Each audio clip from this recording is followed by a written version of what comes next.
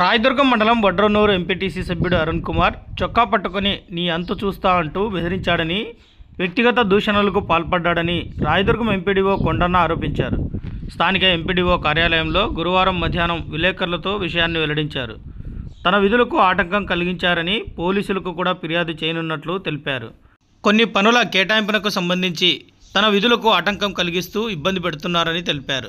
గత కొద్ది రోజుల క్రితం జరిగిన సర్వసభ్య సమావేశంలోనూ రసభ చేశారని తెలిపారు. మరోసారి ఏ అధికారికి ఇలాంటి ఘటన పునరావృతం కాకుండా పోలీసు అధికారులు చర్యలు తీసుకోవాలని కోరారు. పత్రికేయ సోదరులకి నమస్కారం. నా పేరు ఎం కొండన్న, ఎంపీడీఓ రాయదుర్గం. మన రాయదుర్గంలో నేను అక్టోబర్ నెలలో ఇక్కడ అక్టోబర్ నెల నుంచి విధులు నిర్వహిస్తున్నాను. ఫిబ్రవరిలో మాకు జండ్లపాడి అన్నటువంటి ఒకటి జరిగింది. వడ్రహొన్నూరుకు సంబంధించినటువంటి ఎంపీటీసీ గారు శ్రీ అరుణ్ కుమార్ గారు ఆ రోజు వర్కుల విషయంలో ఏదో తేడా వచ్చి ఆ రోజు కూడా ఈ జండ్లపాడి మీటింగ్లో ఎక్కువ గలాట్ చేయడం జరిగింది, రభస్ చేయడం జరిగింది.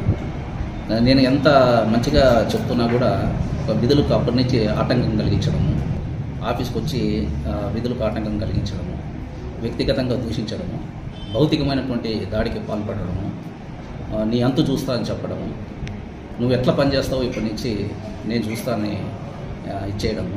అంటే ఈ విధంగా చేయడం వల్ల మాకు మానసికమైనటువంటి స్థైర్యం దెబ్బతినే అవకాశం ఎక్కువ ఉంటుంది ఆఫీసర్లకి. ఇది ఎట్టి పరిస్థితుల్లో ఏ అధికారికి పునరావృతం కాకూడదు. నేను వారికి ఎంత మంచిగా చెప్పినా కూడా వారు వేరే విషయాలు దృష్టిలో పెట్టుకొని ఆ వర్కులకు సంబంధించినటువంటి వారు బాడీలో మాట్లాడుకోవాలి. పదే పదే వేలు చూపించుకుంటా నీ అంతు చూసా కాలర్ పట్టుకోవడము, ఇది కొంత విధులు నిర్వహిస్తున్నటువంటి మాకు ఆత్మస్థైర్యాన్ని దెబ్బతినడానికి ఎక్కువ అవకాశం ఉంది. నేను రాయదుర్గంలోనే రూమ్ తీసుకొని ఈ కార్యాలయానికి సంబంధించినటువంటి పనులన్నీ మొత్తం చెక్కబెట్టుకుంటున్నాను. ప్రజలకు సంబంధించినటువంటి సర్వీసులు రెగ్యులర్గా అందిస్తున్నాము.